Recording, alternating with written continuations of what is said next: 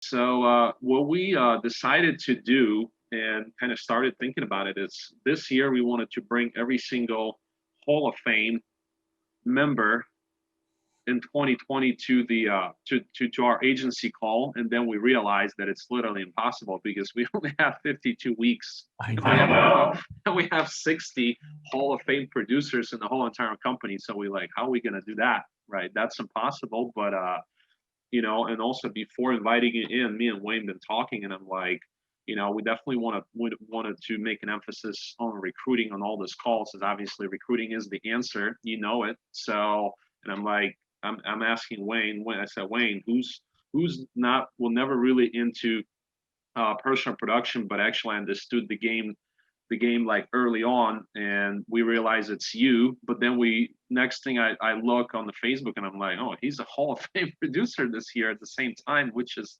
amazing, man. So you definitely doing what you're supposed to. You've grown personally, you've grown personal production, you've grown the team. Awesome job.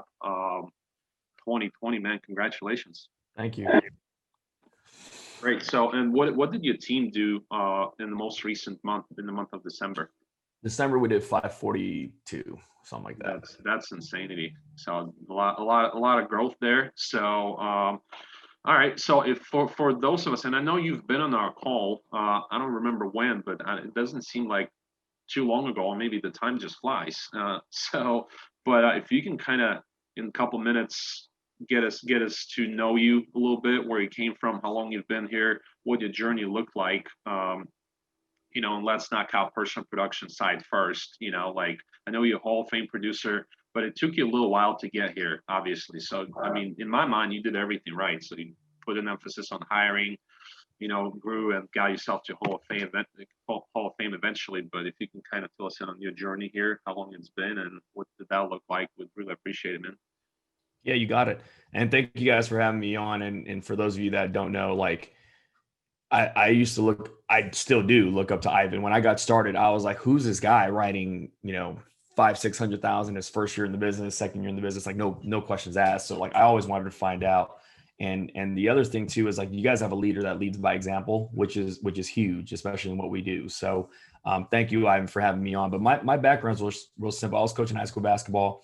For the last 12 years, I used to do little gigs on the side. So like, I did a little bit of MLMs, network marketing, internet marketing, day trading, like you name it, I probably tried it, right? And then I had a wedding, I had a $40,000 wedding that I was supposed to pay for.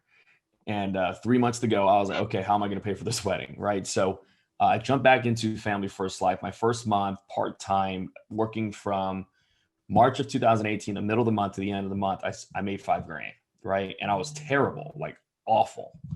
And I was like, wow, if they pay me $5,000 to suck for 2 weeks, if I work the whole month, they might pay me 10, right? So that's what we did. In April, we did 10, and then May we did 29, and we were able to pay for the wedding in cash, which was kind of nice. And then we, 2 months later, we retired my wife, and she's been a stay-at-home mom, and she's helping me with the business and all that. But that's my story. I actually got started in Family First Life 6 years ago. I got started in Family First Life when there's no such thing as there was no such thing as recruiting. There was no such thing as Facebook leads, internet leads. There's none of that. Like when I got started 6 years ago, this was exactly what happened. I said, hey, Andrew, I have someone I want to work with here. Like I think he can do this. And Andrew's answer was, until you write $25,000 a month, you can't hire anybody.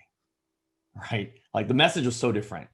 And then the lead strategy back then was this. It was, hey, do you have $1,000? And I was like, not really. He goes, well, what we're going to do is we're going to drop $1,000 in mail. You're going to call this company. It's going to take 2 to 3 weeks for it to come back. Once it comes back, then you start calling. And I'm like, well, how many come back? And they're like, about 10. Right? So like, if you think about it, we don't have to do that anymore. We have instance, we have Facebook leads, we have everything. We have a CRM.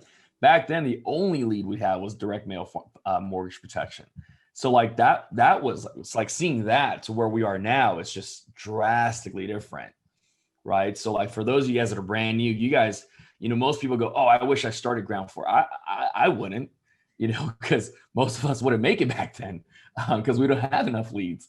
But now we have, leads almost literally in the entire country. So the system is just that much better for all of us to thrive in.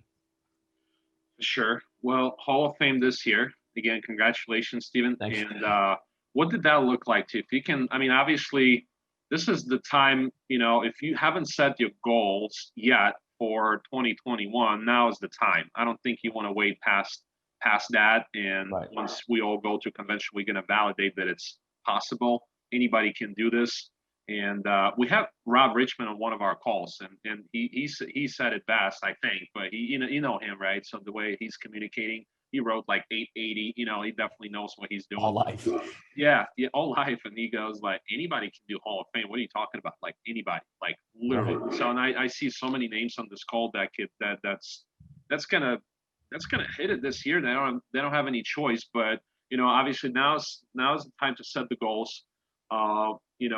What were you telling yourself like right in the beginning of 2020, or maybe you set your goals at the end of 2019? So did you actually have this goal in mind this year? I did. So I actually took a picture on my whiteboard. I put 2 goals. So the first goal was Hall of Fame, 400K personal. Second goal was $500,000 agency. The only reason why I wanted that number specifically was because I wanted to go to Founders Day, right? I wanted to be an EVP so I can be at that meeting. I just wanted to be there. That's it. And what I realized was, Ivan, in January, I set that goal like lying to myself. Just complete transparency with everybody on this call. I've set goals in everything that I've done. I've never hit them. Right. So like when people go, like when Andrew Taylor calls you or Sean calls you and he goes, what are you going to do this year in personal production? What am I going to say? 300? You know what I mean? Like Hall of Fame. Yeah. Hall of Fame. Yeah. Hall of Fame's the goal. Yeah. Hall of Fame all day long. And what happened was like in January and February, I was so behind because I was still coaching basketball. March, COVID hits and I'm like, oh my gosh, I don't know what I'm going to do in my business. But like it sprung my business. And what ended up happening was like, I just put my head down and worked. Like I didn't really focus on the numbers. And coming toward like September, October, I was like, I can actually do this. Right. And that's where for me in December, here's a funny story, Ivan. The CRM said I was at 365. So I wrote this extravagant post on Facebook that I was going Hall of Fame. Right. Ed Terrell calls me and goes, hey, dude, you're not at 365. You're at 335. And I was like, dude, that's a lot. Right. That's like 2 months of production. Right. And so I was like, all right, cool. I got to do 70 grand, like 70 grand. I've never done 70 grand, but let's give it a shot. So like all I did, and this is what's crazy, Ivan, all I did was double my lead flow.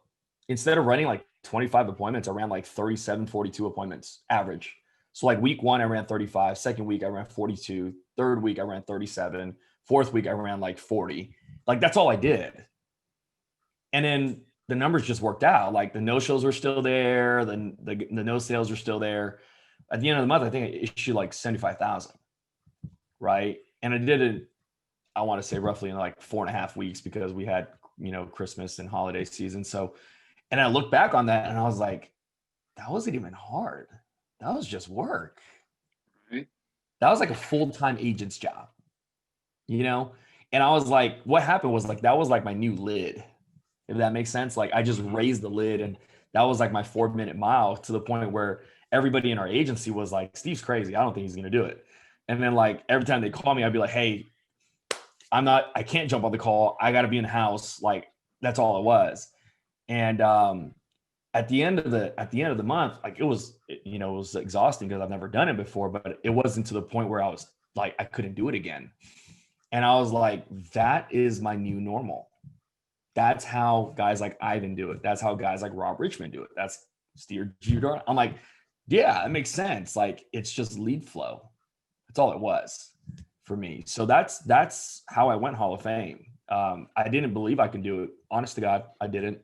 And then just kept trucking away and, issuing, I was working backwards, right? So I was like, if I do 33,000 a month, 12 months straight, that's Hall of Fame. However, the numbers don't work that way.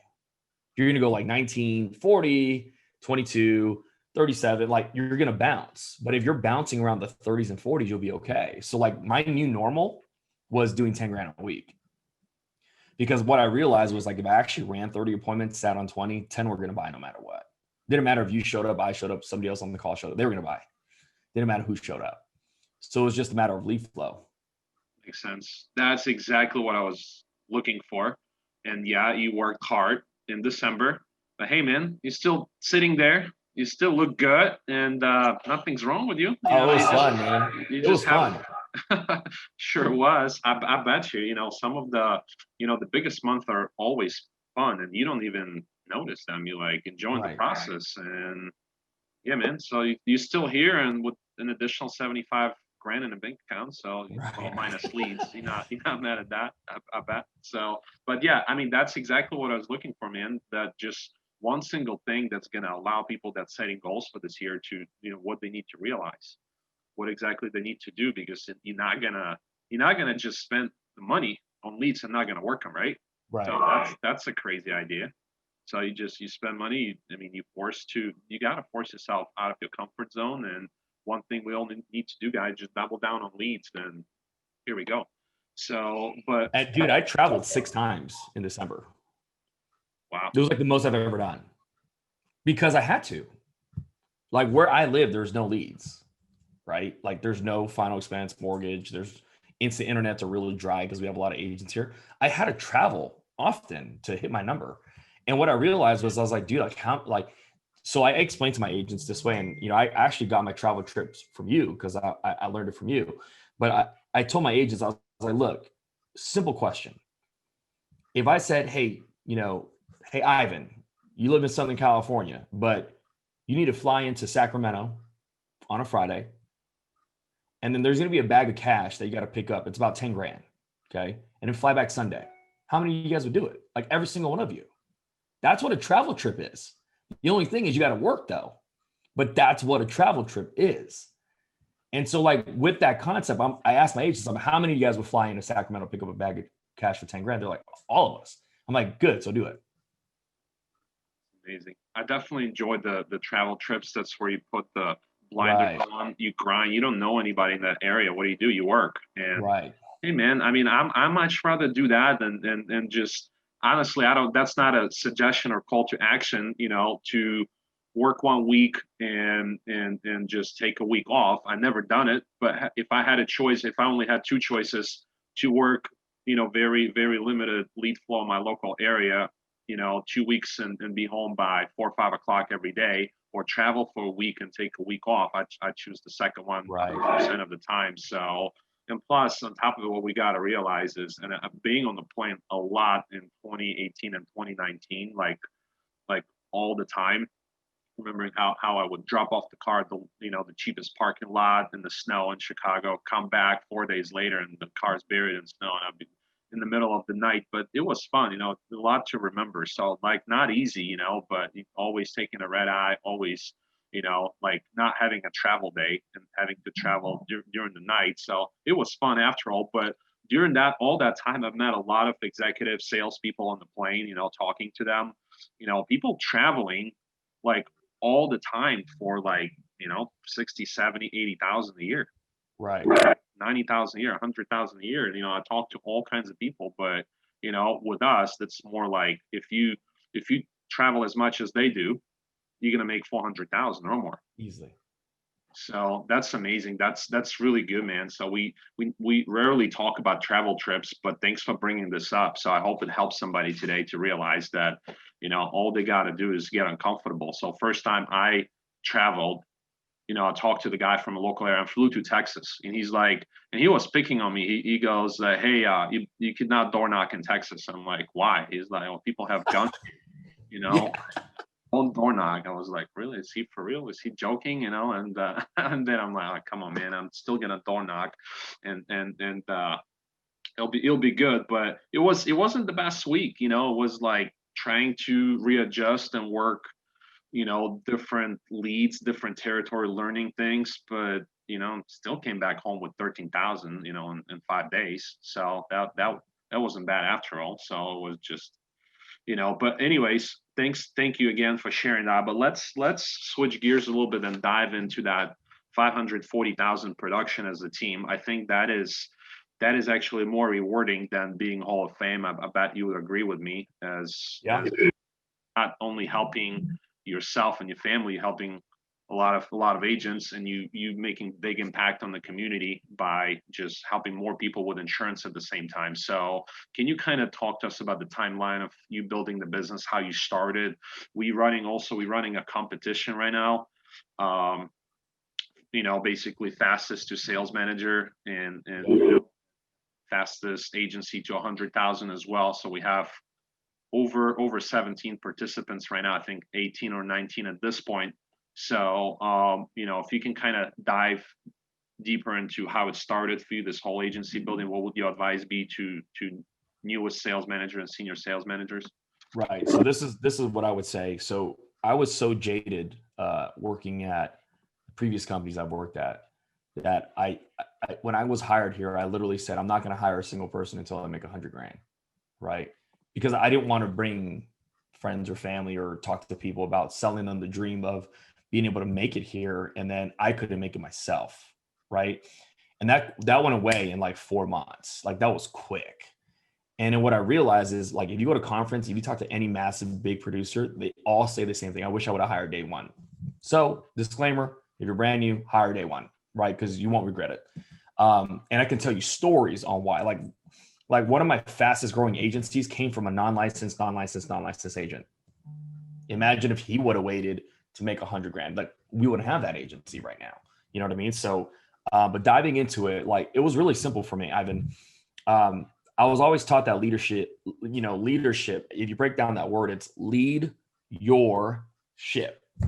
So like, if you can't become the top producer in your own agency, why would they follow you? See, like we deal with so many agents that just want to hire, but they never want to write. That's hard because it's like, how are you going to teach me how to write 20, 30, 40 grand when you've never done it? Right. So my big thing was like, when we started hiring, I wanted people to go make money for themselves, because it's a lot easier to recruit when you have some money in the pocket. It's actually the easiest way to recruit somebody is send them your bank statement, honest to God. Because once they see that, they go, oh my God, the money's real. You're not just talking numbers or posting pictures. This is what your real account shows, right? This is your deposit from Americo, JH, Moo, whoever. So like what we did was, when I found the 3 guys that I wanted to work with, I said, this is what we're going to do. We're all going to go write 50 grand. Because your team will do half of what you do, right? So like we went to write 40, 50, and their guys started to write 20, which was normal, right? And then we started saying, hey, who do you know that can do this with you? And all we wanted was to duplicate that. Like I'm so big on duplication nation, which basically means like I want to find the guy that writes 20 grand and hires.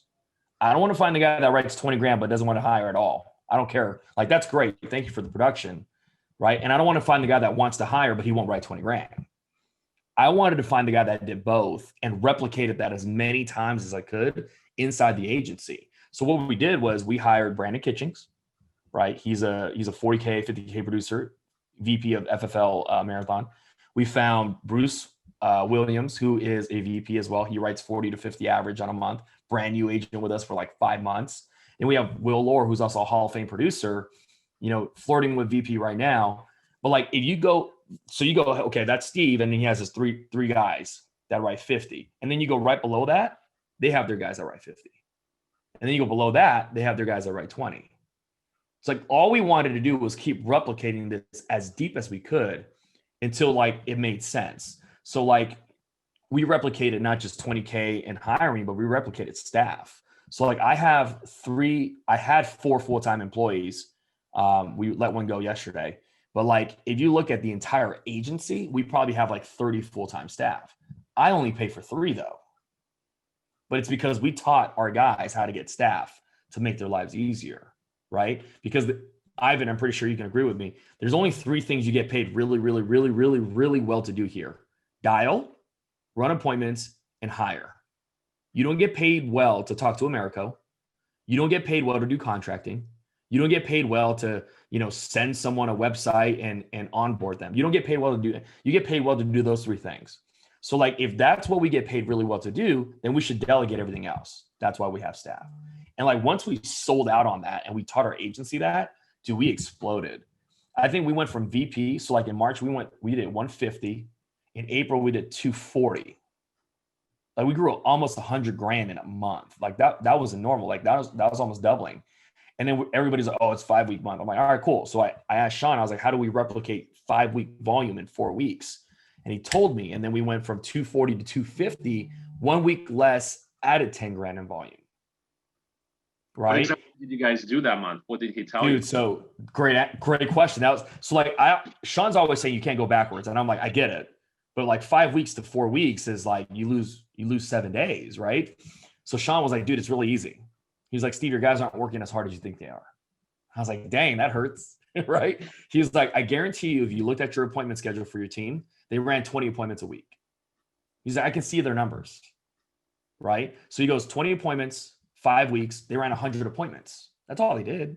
They ran 100 appointments for the month. He goes, but in 4 weeks, if they just ran 25 appointments, they would have the same amount of appointments, 25 times 4 is 100, so that you would do the same volume, but in 4 weeks. And I was like, makes sense. So I started calling all my guys. I'm like, hey, how many appointments did you run last week? Like every week for the last month. They were like 19, 22, 21, 17. I'm like, got it. So you ran 100. Do me a favor, run 25 this week. And we made that the new normal, right? And then what happened was that month, our volume stayed the same with one less week. And then the very next month, I was like, oh my gosh, we're not going to grow anymore because now we're capped out at 25. At that point, we're like, all right, we're going to push the new normal to 30. And then we went from like 250 to 300, like relatively quickly, you know, and that's all it was, like I said, duplicating the action, but like, I couldn't say it. I had to do it too. So like when we do our managers meeting and our accountability calls, like they know my numbers. They can see they see what I sell. They see what I slack. Every time we sell, we slack it in our Slack group. They see that on Friday and Saturday, I'm putting 7, 8 numbers in there because they don't think I'm just sitting behind a desk telling them what to do. You know, that's why I was like, lead your ship is such a big deal, because then you go to Brandon's agency. He's the number one producer in his agency. You go to Bruce's, he's the number one guy in his. You look at Will, he's the, because you have to lead from the front. You do in what we do. Absolutely. This is good, man. So I'm learning myself a ton. If you guys not taking notes, you missing out. So all right. So what we'll do at this point then is we just gonna open up the lines, go ahead and ask some questions. I'm pretty sure you might have some questions to Steve, as we want it to be a two-way conversation so we can all learn. So I mean, if you guys let me ask the questions, we're gonna be here forever because I have plenty left. But let's see if you guys got any. I got a question, Steve. Yes, sir. So, hi, I'm Craig. So it's the same question I've asked. You're the third person I've asked. I'm gonna change it up just a little bit.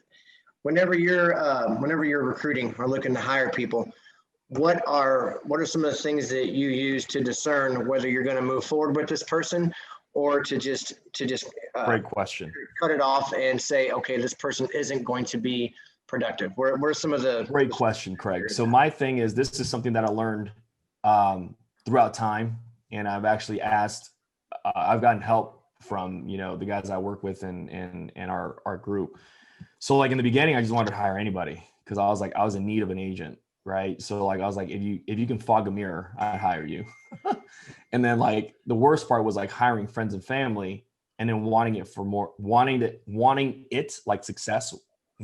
success more than they wanted it themselves, right? So because you're beating a dead horse is what it feels like. So now like I have knockout questions. So like Craig, I ask these 3 questions to everybody I hire. Warm market or cold, don't matter. Okay, so you want to jot these 3 down? Like I would. I got this from Mike Killivan. First question is, are you willing to be self-employed? Because if they're not, they're looking for a W-2 job, it ain't gonna work. Granted, we pay way better, but if they're looking for that security, they're not gonna get it here because you got to perform, right? So like in FFL, if you know how people talk, Craig, like they're like, oh, I'm so good. And you know, a lot of people, they interview well is what I say, because you don't say, hey, I'm terrible, I'm lazy, I'm not disciplined. Like they interview, oh, I'm I was the number 1 sales guy and da da da da. Okay, great. If you're that good, you get paid in performance here. So if your performance is very good, you'll make a lot of money. If you suck, you won't make anything, just so you know. So number one, are you willing to be self-employed? If they say yes, then it goes to number two. Number two question is, are you willing to buy leads? Right? Because if they won't buy leads, they have to talk to their friends and family. I don't want that. We're not, sorry, you're recording this, so I can't say it. We're not those other companies. Because the roll-up debt is massive. That's why. Right? They go write their friends and family, they all cancel, they take the money, they leave, they stick you with the debt. I'm good. You see what I mean? Like, so number two is, are you willing to buy leads? Because if you don't buy leads, how are you going to generate business here? And if they say no, then I'm like, hey man, sorry, it's not a good fit. Go work somewhere else. And then if they say yes to buying leads, then my third question is, are you willing to travel to go see your clients? Because even though we have leads nationwide, that area that you are in might not have leads. So you might need to drive an hour or two to go see your clients. So what I say, Craig, is like, hey, like, you know how like real estate agents have like multiple listings?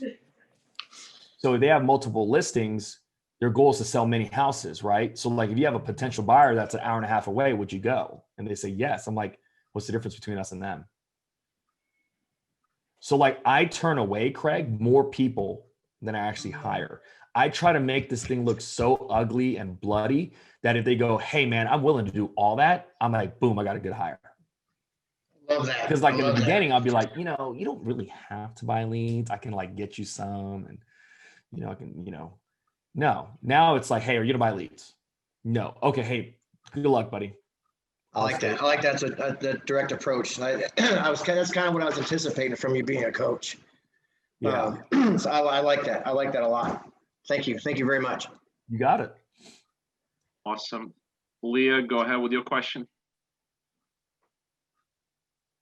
Stephen, I've heard this from a few people, and I wanted to get kind of an explanation on the attitude behind it. Okay. And honestly, this is coming from an emotional state, so I want a very logical answer. I sell on logic. I don't sell on emotion, which is pretty funny. It's completely backwards in the rest of the industry. Perfect. So when I hear a lot of the top producers in trainings, they say some variant of, if you're not a top producer, I don't want to work with you. What is the attitude behind that? I don't have that attitude because I wasn't a top producer. Mm-hmm. Does that make sense? Like I sold $5,000 my first month. So like if I wasn't a top producer, does that mean I get no help?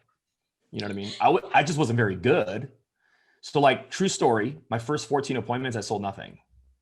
I called Andrew, Trey, and Joe in every home, after every home. Hey, here's what happened. They're like, dude, push harder. I don't know what that means. Push harder, push harder. Like everything they kept saying was push harder. And what I realized was I wasn't closing hard enough. I wasn't trial closing people. I wasn't giving them the options. Like, here's a funny story. I'm sitting down with a guy in Ventura. He has a newborn. His wife literally just delivered. It was like a 2-month-old baby, right? 6 years ago. I gave him 3 options, right? Covers his full mortgage. His wife's a stay-at-home mom. He's a primary income earner. Covers the full mortgage for $170 a month, right? CBO, everything. And he looks at his wife and goes, babe, what do you think? So just for you guys that are on the call, that's a buying signal. That means they want it. You just got to push them and guide them along the way, right? So he goes, babe, what do you think? I step in and go, you know what? Take your time and think about it all you want. Here's my business card. I packed up and I left. Stupid. Like I sucked. You see what I mean, Leah? Like I wasn't very good. So like I don't say that because I have a lot of guys that didn't become top producers right away. They had to grow into being that. A lot of that is limiting beliefs. Like how do you tell someone they're going to make 20, 30, 40 grand a month when they've never even made 5? You see what I mean? So like I don't have that saying. Now I get some of the saying because, people that don't produce usually are the ones that are complaining about leads or they're not working hard. So I understand that aspect. But it's like if someone shows the effort, I'm going to match it. So like I'm very big. Like we just hired someone recently and she was like, I'm ready to go all in and this and this. And I was like, look, real simple. I'm going to match you in effort. So if you're going to give me 100%, I'll give you 100. But if you give me 95, I'm going to give you 95 too. So like if I call you and that phone goes to voicemail, that means when you call me, it's probably going to go to voicemail too. I'm going to reciprocate everything right back to you. But if I call you, you answer quickly. Guess what? When I see your name come up, I'm probably going to answer quickly too. that's how I do it. I don't know if that's the answer you're looking for, but I work with a lot of people because there's a lot of people that don't become 20, 30, 40K producers right away. They got to go through the suck. I did. That actually does help. And maybe that is more of the attitude behind it than I realized, because there is that reciprocation. If you don't put much into it, you're not going to get much help. Right. So that, and a lot of that actually does help. Don't write much. They don't call you. Yeah. Just honest. Mm-hmm. You know. Awesome. Cool. Thank you. No problem. Thank you, Steven. Nehemiah, what's your question, man? Yeah. I saw your financial, your FEX final expense worksheet, and I really liked it. Can I get that from you? Yeah, message me on Facebook. There should be a link that flies around with it because it was a big giant post in the FFL USA group. But yeah, message me. I sent it to you. Oh, I didn't see it on Facebook. I saw it on YouTube because you did like a financial inventory training. Yes, message me on Facebook. I'll send it to you. Okay. And then the other thing is your auto house family overcoming objection thing. What is the trigger for that? When do you use that? So that's like my last option, right? Okay. It's actually funny. I don't even know how you saw that video because I think it's private, but that's awesome that you've seen it. So I don't let people think about it. Like I went Hall of Fame last year, and I want to say like the 400,000 I wrote, 395 of it issued on the spot. I don't feature draft date. I don't let people think about it. Right. And I have a solid persistency to the point where I can get a miracle checks like all the time. So like, why do I say that? Because new agents struggle with that. And what I mean by that is like, before I show you the options, I'm going to say, look, my job is real simple. My job is to see if you qualify or do not qualify. If you qualify for something, I'm going to run a few different options for you. At that point, you can either apply for the coverage or decline it. I don't care because I don't live here. I'm not your son. I'm not your husband. I'm not anybody. I'm just the insurance guy that's here to help you because you requested for some information. Okay. So my sole purpose today is to find out if you want to apply or decline. That's it. I have a form that signs. If you decline something, I just have a form that signs, decline, you initial it. I'm out of your house in 20 minutes. We're good. But if you apply for coverage, I'm going to send the application to the insurance company. At that point, they'll either approve you or not. Does that make sense? He says, yes. Awesome. So I show the options and then they go, I like this one. I'm like, perfect. I need a driver's license. And they go, I want to think about it. And I'm like, remember when I told you you had to apply or decline? And they're like, yeah, but want to think about it. I'm like, okay, cool. So like decline it then. Right. And they're like, but I don't want to decline it. Right. So this is the conversation I'm having with the client. And then at that point, that's when I use that thing. So I go, okay, cool. I draw, for those of you that haven't seen it, I draw a stick figure, human being. And then I draw a house. And then I draw a car. And then I go, hey, John, out of these three things, this is your family, your house, and your car. Which one's the most important? They go, oh, my family is. I'm like, okay, cool. So I put a big number 1, circle it, right? And then I'm like, between your car and your house, which one's more important? They're like, my house. I'm like, yeah, because it makes you money. It doesn't depreciate, right? It makes sense. So I put number 2 on house. And then I'm like, so that leaves your car at number 3, right? Number 3. So 1, 2, and 3. And I go, hey, John, if I were to look at your bank account right now, I guarantee you spend more money on car insurance. So I put a number 1 on the number 3. I look at the house and I'm like, your homeowner's insurance is probably right in the middle. And I go, your life insurance, you have none. Your priorities are backwards. Did you have to think about it when you bought car insurance? And I just sit there. And truth be told, I get a lot of people to go, damn, that makes sense. I'm like, I need your driver's license. And we start the app. That's it. If they say, I want to think about it, I'm like, perfect, I'm out. At that point, I'm out. Gotcha. Yep. Appreciate it. You got it. This is so good, man. I mean, I'll send you the video, Ivan, so you know what it looks like. I've never heard it like that, but this is so good. I'm learning so much, guys. And I mean, I see pretty much the same faces every single time. on this call. So like if you don't see your deal popping yet, it will. Believe me, just stick to it, guys. This is so good. I'm just learning so much, and I hope you guys do the same. So yeah. All right. So do we have we definitely want to be respectful of Steven's time, but if we have, I think we can squeeze in one more question today. I have one more question first. Go ahead, If you Kevin. can answer. Typically, what leads do you run and how much do you spend a week on leads? Great question, Kevin. I run everything. I don't have a favorite lead. I just have a client I want to help. Okay. That's my philosophy. I run direct mail, mortgage, final expense, instant internet life leads. I run them all.